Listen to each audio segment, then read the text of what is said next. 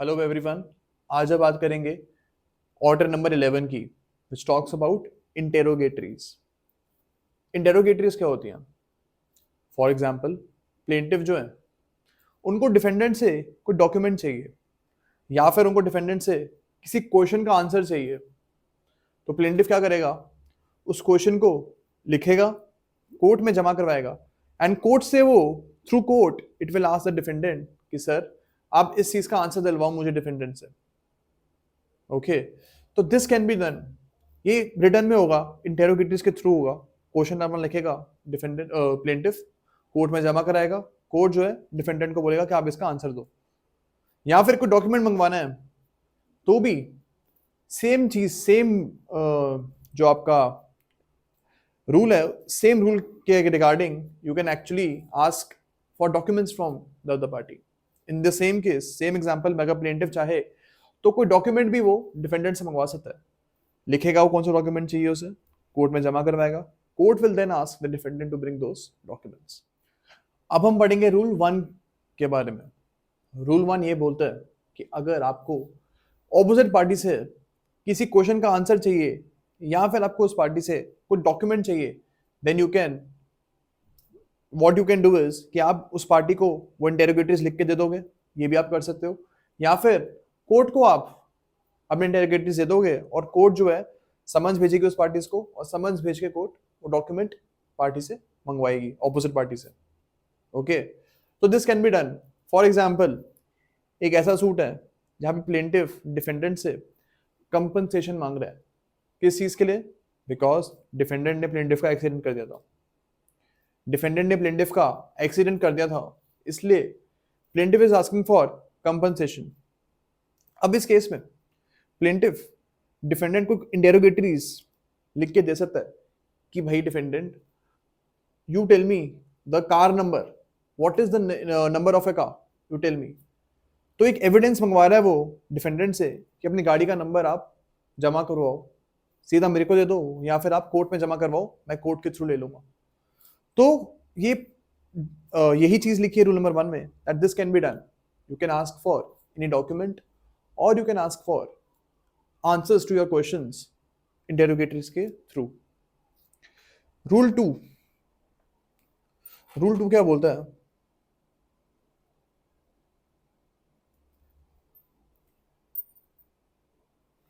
अगर plaintiff, for example, इसको मैं एग्जांपल से समझो रूल 2 को।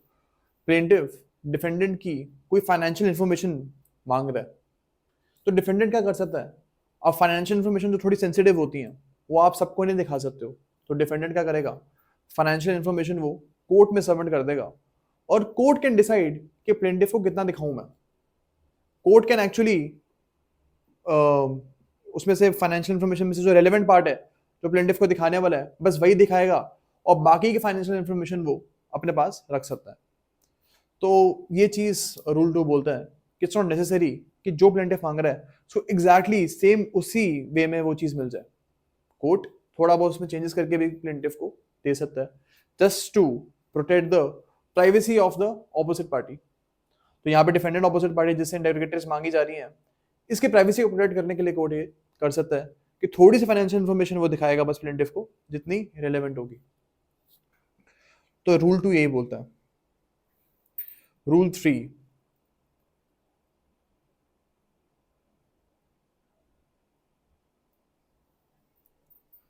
रूल 3 ये बोलता है कि अगर कोर्ट को लगता है कि इंटेरोगेटिव्स में जो क्वेश्चन पूछे जा रहे हैं वो अननेसेसरीली लंबे हैं, या कोर्ट का टाइम वेस्ट करने के लिए काम हो रहा है पूरा।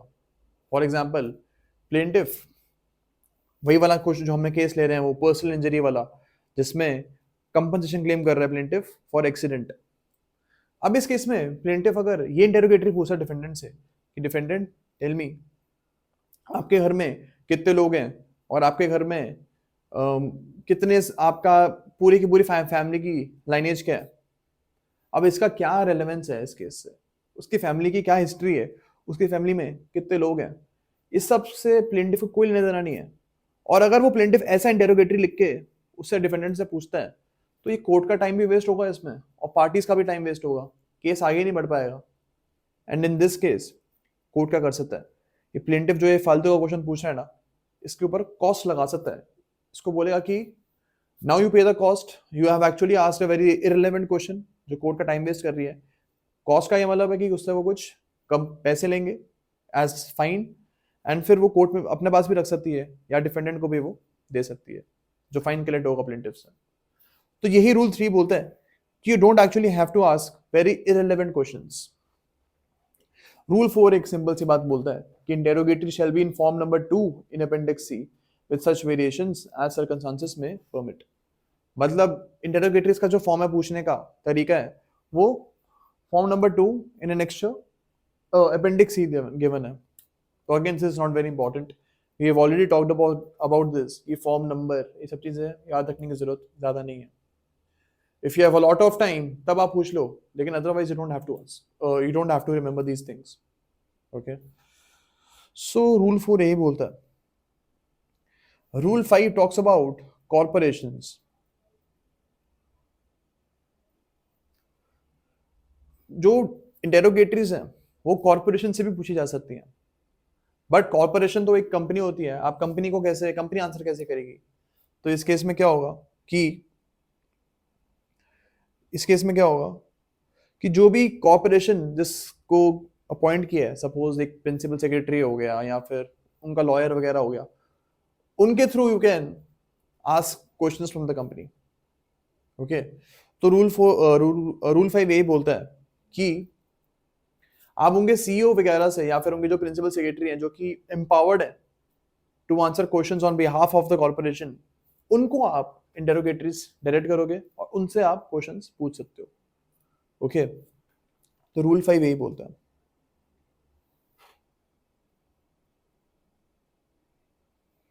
रूल 6 ये बोलता है कि जिस पार्टी से क्वेश्चंस का आंसर मांगा जा रहा है, यानी कि जिसको इंटेरोगेटरीज डायरेक्ट हो रही हैं, उस पार्टी को एक राइट है कि वो ये कर सकता है, he can actually deny from answering those questions.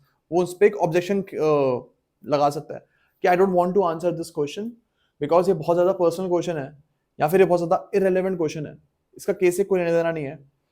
तो ये चीज ऑपोजिट पार्टी जैसे इंटेरोगेटरीज मांग रहे हो आप, वो ये वाला objection he can object this thing and actually object from transferring the documents और आंसर्स टू यू। ओके, तो रूल 6 ऑब्जेक्शन के बारे में बात करता है।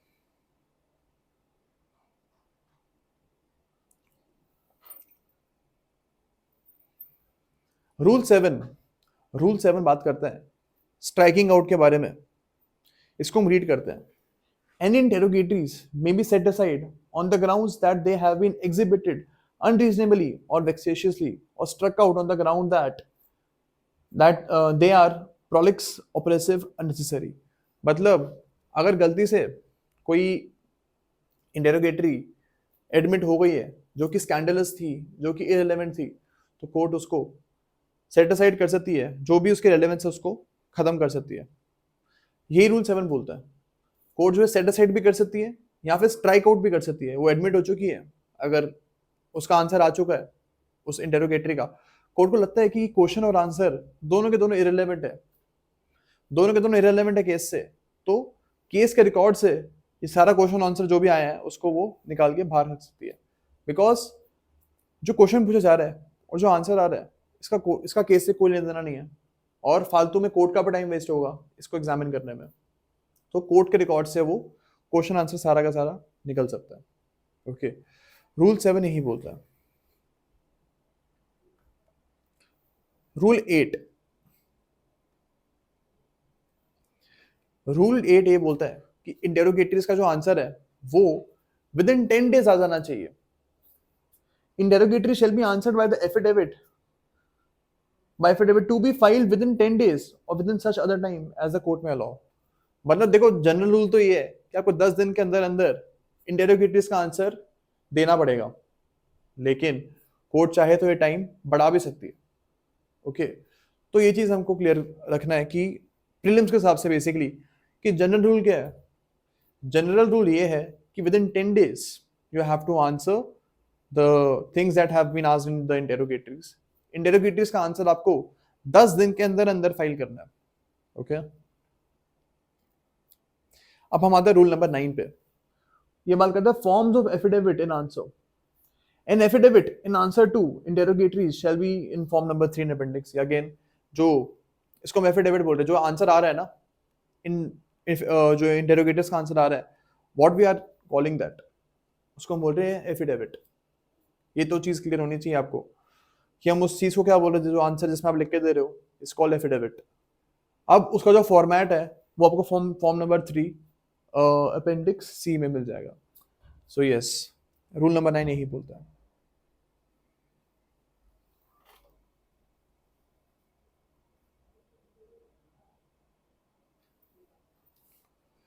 रूल 10 ये बोलता है कि आप ज्यादा जो आंसर आया है ना इंटेरोगेटर्स का, आप उसमें ज्यादा ऑब्जेक्ट नहीं कर सकते कि आंसर मेरे को पसंद नहीं आया भाई दोबारा दे। ये चीज नहीं हो सकती। जो आंसर आ गया है you will have to accept that. लेकिन जो कोर्ट है वो ये इस चीज में वो देख सकती है कि आंसर सफिशिएंट है या फिर नहीं है। एकदम ही बेकार आंसर है जो कि एकदम ही क्लियर नहीं कर रहा है प्लेंटिफ, जो भी क्वेश्चन पूछा उसकी बात को कोई भी पार्टी क्वेश्चन पूछ सकती है इंटेरोगेटरीज वाला। तो उसका जो आंसर अगर बहुत ही छोटा है, एड्रेस ही नहीं कर रहा है वो क्वेश्चन को, तो क्या कर सकता है कोर्ट, फिर बोल सकते हैं जिस पार्टी से क्वेश्चन पूछा जा रहा है उस पार्टी को कोर्ट बोल सकती है कि आप दोबारा से इसका आंसर दो, बिकॉज ये सफिशिएंट नहीं है, इसमें आपने तो बात क्लियर ही नहीं करी जब से पूछा जा रहा है, उसका हमें आंसर ही नहीं दिया। तो दिस कैन बी डन। अगर आंसर छोटा है तो then you can actually ask the party to दोबारा से आप उसका आंसर दो, ढंग से आंसर दो, ऐसा कोर्ट बोल सकता है। ओके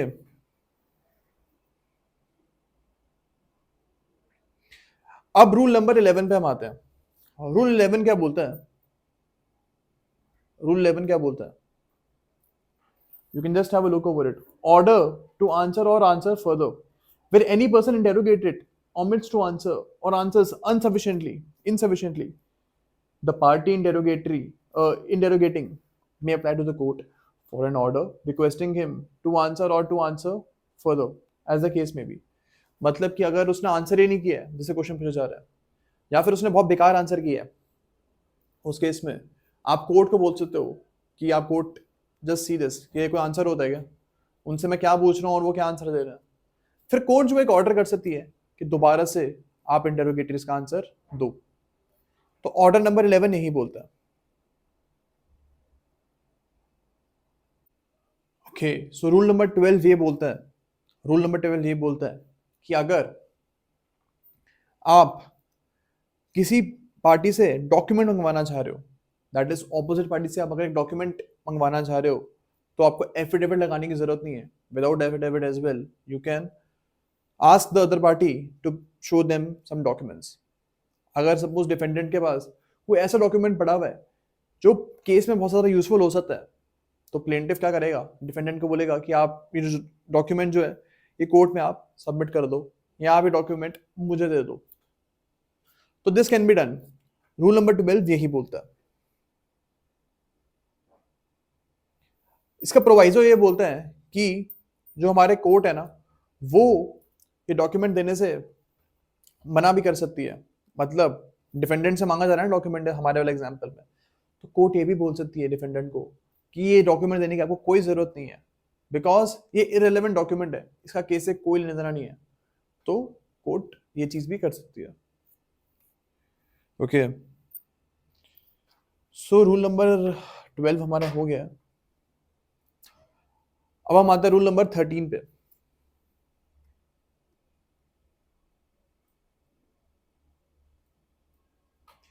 अगर प्लेंटिफ ने फॉर एग्जांपल काफी सारे डॉक्यूमेंट्स मंगवाए हैं डिफेंडेंट से, okay I will just give an example.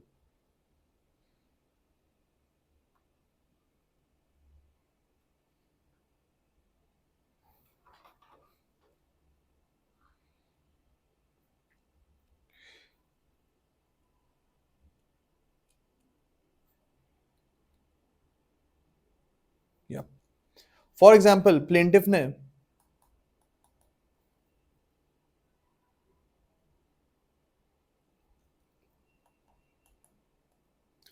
तीन डॉक्यूमेंट्स मंगवाए डिफेंडेंट से, डॉक्यूमेंट नंबर 1, 2, 3। डिफेंडेंट क्या कर रहे हैं, सिर्फ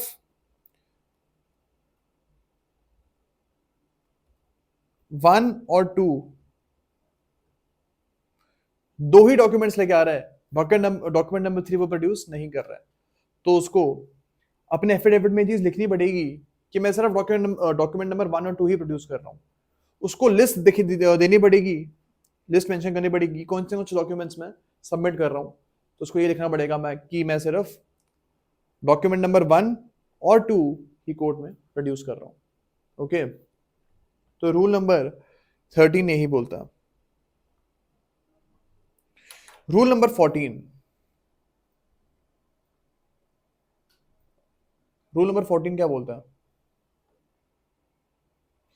कोर्ट जो है, रूल नंबर 14 ये बोलते हैं कि कोर्ट भी किसी भी पार्टी से at any point of time कोई भी डॉक्यूमेंट मंगवा सकती है। ओके, तो कोर्ट को लगता है कि केस में डिफेंडेंट का कोई स्पेसिफिक डॉक्यूमेंट जो है वो डिफेंडेंट के पोजीशन में है, जो कि केस में बहुत ज़्यादा रेलेवेंट है, तो कोर्ट जो है डिफेंडेंट को बोल सकती है कि भाई bring that document that is in your position because it is very much necessary in these proceedings. तो ये रूल नंबर 14 बोलता है। रूल नंबर 15 एक सिंपल सी बात बोलता है,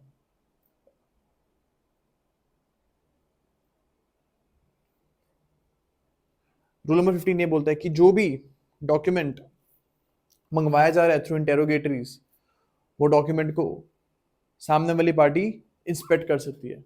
दैट इज जो पार्टी उस डॉक्यूमेंट को मंगवा रही है, उस डॉक्यूमेंट को सामने वाली पार्टी, जो पार्टी मंगवा रही है, वो इंस्पेक्ट कर सकती है।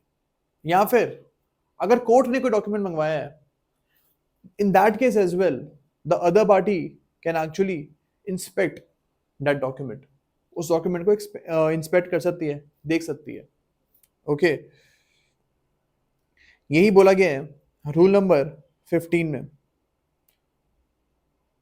ओके, रूल नंबर 15 एक और चीज बोलता है कि आपसे अगर आपसे एक डॉक्यूमेंट मंगवाया जा रहा है और आप उसको नहीं लेके आ रहे हो, आप ये बोल रहे हो कि डॉक्यूमेंट तो मेरे पोजीशन में ही नहीं है, इन दिस केस ये हो सकता है कि आप उस डॉक्यूमेंट को अपने लिए आगे जाके यूज नहीं कर सकते। फॉर एग्जाम्पल, डिफेंडेंट से उसने उसकी कार का नंबर मंगवाया, प्लेंटिफ ने डिफेंडेंट से उसकी कार का नंबर मंगवाया। अब यहाँ पे अगर डिफेंडेंट जो है वो कार का नंबर प्रोड्यूस नहीं कर रहा है कोर्ट में, तो आगे जाके डिफेंडेंट इस कार के नंबर को अपने फेवर में यूज नहीं कर सकता। यानी डिफेंडेंट अगर आगे चाहे कि मैं कार का नंबर यूज करता हूँ ये दिखाने के लिए कि ये कार नंबर तो इस टाइम पे मुंबई में थी और एक्सीडेंट दिल्ली में हुआ है, अगर वो इस कार के नंबर को अपने फेवर में यूज करना चाहता है तो वो आगे जाके नहीं कर सकता, बिकॉज जब उससे वो कार का नंबर मंगवाया था इंटेरोगेटरीज के थ्रू, उस टाइम पे उसने वो प्रोड्यूस ही नहीं किया था, and now you can actually not use that document in your favour. Rule 16 ये बोलता है कि अगर आप नोटिस भेज रहे हो किसी पार्टी को कोई डॉक्यूमेंट्स मंगवाने के लिए, तो उस डॉक्यूमेंट्स का जो फॉर्मेट है वो हमें गिवन है फॉर्म नंबर 7 ऑफ अपेंडिक्स सी। अब हम आते हैं रूल नंबर 17 पे।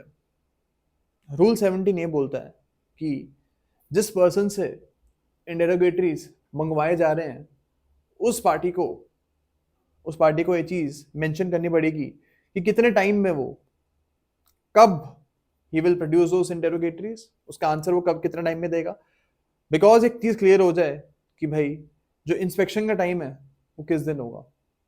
रूल 17 नहीं बोलते। और जिस पार्टी से वो डॉक्यूमेंट मंगवाया जा रहा है उसको विद इन 10 डेज इसके बारे में बताना पड़ेगा। Within 10 days he will have to indicate that कब तक वो प्रोड्यूस करेगा डॉक्यूमेंट्स वो वाले, और कैसे किस वे में वो इंस्पेक्शन करवाएगा। क्या वो सीधा जो पार्टी इंटेरोगेटर्स मांग रही है उसके घर लेके जाएगा सीधा, या फिर कोर्ट में प्रोड्यूस करेगा, किस वे में he will be producing that document, he will have to indicate within 10 days. Okay, so अब हम आते हैं रूल नंबर 18 पे। फॉर एग्जाम्पल, हम एग्जाम्पल से समझते हैं, प्लेंटिफ एंड डिफेंडेंट से डॉक्यूमेंट मंगवाया है और डिफेंडेंट वो डॉक्यूमेंट नहीं लेके आ रहा है। इस केस में कोर्ट जो है वो इंटरवीन कर सकती है और कोर्ट बोल सकती है डिफेंडेंट को कि भाई जो डॉक्यूमेंट आपसे मंगवाया जा रहा है वो आप लेके आओ, because that document is very much important for the case. Case की जो प्रोसीडिंग्स हैं उसके लिए वो डॉक्यूमेंट बहुत इंपॉर्टेंट है, and that is why you will have to produce that document. Defendant को ये बोला जा सकता है। इसका रूल 19 ये बोलता है कि अगर फॉर एग्जाम्पल प्लेंटिफ ने डिफेंडेंट से उसकी बिजनेस बुक्स मंगवाई है, अब जो बिजनेस बुक्स होती हैं वो काफ़ी कॉन्फिडेंशियल होती है, तो डिफेंडेंट कोर्ट में बोल सकता है कि सर मैं पूरी की पूरी बिजनेस बुक्स लेके जाऊंगा अगर, तो इस केस में क्या होगा, इस केस में काफ़ी सारा मेरा जो प्राइवेसी है वो ब्रीच हो जाएगी। तो यहाँ पे उसको एक फेवरेबल ऑर्डर मिल सकता है कोर्ट की तरफ से। कोर्ट उसको ये बोल सकता है कि जितना रेलेवेंट पोर्शन है केस के लिए सिर्फ उतना ही आप कोर्ट में प्रोड्यूस करो, बाकी का बिजनेस बुक्स आपको, बाकी का जो मैटर है वो कोर्ट में आपको प्रोड्यूस करने की जरूरत नहीं है। बट यस, इस चीज का आप एफिडेविट लगा दो कि जो बिजनेस बुक मैं प्रोड्यूस कर रहा हूँ वो सेम बिजनेस बुक है जो ओरिजिनल है, उसी की कॉपी मैं कोर्ट में प्रोड्यूस कर रहा हूँ। ये चीज आपको एक एफिडेविट लगाना पड़ेगा, आपको ये एक पर्सन के पास आना पड़ेगा जो ये चीज वेरीफाई कर ले कि दोनों के दोनों जो चीज आप प्रोड्यूस कर रहे हो और जो आपके ओरिजिनल बिजनेस बुक्स हैं वो सेम है या फिर नहीं है, अलग अलग है। मतलब for example suppose business book मंगवाई है प्लेंटिफ ने डिफेंडेंट से, ओके उसने बोला है कि बहुत कॉन्फिडेंशियल है, मैं नहीं लेके आ सकता, तो डिफेंडेंट को ये दिखाना पड़ेगा कि जो ओरिजिनल बिजनेस बुक है ओरिजिनल है ये, और जो बिजनेस बुक वो जो उसका पार्ट लेके आ रहा है पार्ट, ये दोनों सेम है। मतलब ये जो पार्ट है ये ओरिजिनल का ही पार्ट है। इस चीज का उसको एक एफिडेविट लगाना पड़ेगा कि भाई मैंने एक पर्सन को दिखाया है, उसने ये चीज वेरीफाई कर ली है कि जो पार्ट मैं प्रोड्यूस कर रहा हूँ या ओरिजिनल में से ही कर रहा हूँ। ओके, तो ये चीज आपको करनी पड़ेगी, एक प्रोसीजर फॉलो आपको करना पड़ेगा कि एक न्यूट्रल पर्सन से आप जाओ, उसको अपने बुक्स आप दिखाओ और वो ये चीज एफिडेविट में लिख के देगा कि हाँ मैंने टेस्टिफाई कर दिया है जो ये पार्ट प्रोड्यूस कर रहा है डिफेंडेंट कोर्ट में ये ओरिजिनल का ही पार्ट है। रूल 20 ये बोलता है कि अगर फॉर एग्जाम्पल प्लेंटिफ डिफेंडेंट से डॉक्यूमेंट मंगवा रहा है और डिफेंडेंट मना कर देता है कि डॉक्यूमेंट मैं नहीं लेके आऊंगा, अब यहाँ पे कोर्ट डिसाइड करेगा सबसे पहले कि डिफेंडेंट जो ये चीज बोल रहा है कि मैं ये जो डॉक्यूमेंट है ये नहीं लेके आऊंगा, वेदर ही इज राइट और नॉट। पहले वो इस चीज का आंसर ढूंढेगा कि whether defendant should bring this document और नॉट। सबसे पहले तो ये चीज देखेगा कि वो डॉक्यूमेंट रेलेवेंट है या फिर नहीं है। उसके बाद कोर्ट एग्जामिन करेगा कि प्लेंटिफ का एक्चुअली में राइट है वो डॉक्यूमेंट मंगवाने का या फिर नहीं है। सपोज प्लेंटिफ कोई बहुत ज्यादा प्रिविलेज्ड डॉक्यूमेंट मंगवा रहा था, तो यहाँ पे तो प्लेंटिफ का राइट ही नहीं है वो डॉक्यूमेंट मंगवाने का, बिकॉज वो डॉक्यूमेंट तो वैसे भी पब्लिक में प्रोड्यूस नहीं करा जा सकता है। तो ये चीज कोर्ट बाद में देखेगा, ये चीज कोर्ट बाद में देखेगा। सबसे पहले कोर्ट ये देखेगा कि डिफेंडेंट जो मना कर रहा है वो उस चीज में सही है या फिर नहीं है। एक बार ये चीज का डिटर्मिनेशन हो जाए उसके बाद सेकंड इशू कोर्ट देखेगा कि प्लेंटिफ का एक्चुअली में राइट था या फिर नहीं था उस डॉक्यूमेंट को मंगवाने का। ओके, तो यही रूल नंबर 20 बोलता है। अब हमारे 21 पे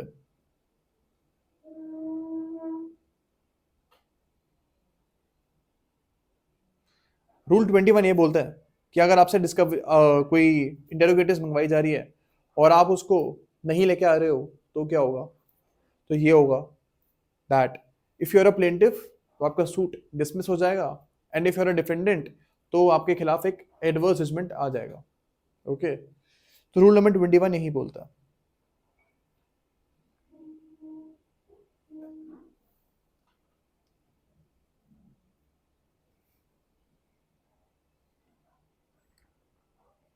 रूल नंबर 22 ये बोलता है कि जो भी आंसर्स मिल रहे हैं ना इंटेरोगेटर्स के थ्रू उनको कोर्ट में यूज किया जा सकता है, ट्रायल के दौरान एज एन एविडेंस उनको यूज किया जा सकता है।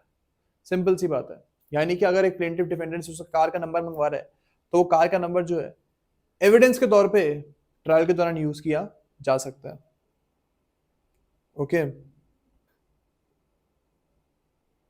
हमको इसमें बस यही चीज याद रखनी है। रूल नंबर 23 क्या बोलता है, रूल नंबर 23 ये बोलता है कि जो ऑर्डर है ना ये गार्डियंस या फिर next friends of the minor पे भी अप्लाई होंगे, यानी कि माइनर का केस चल रहा है, उनसे भी आप इंटेरोगेटरीज मंगवा सकते हो, लेकिन उस केस में आप उनके माइनर या फिर उनके गार्डियन को वो इंटेरोगेटरीज एड्रेस करोगे, सीधा माइनर से नहीं मांगोगे, उनके गार्डियन या फिर जो नेक्स्ट फ्रेंड है उनसे आप आंसर्स मांगोगे। ओके, तो यही रूल नंबर 23 इसका बोलता है। And now we will be starting with order number 12। Thank you so much.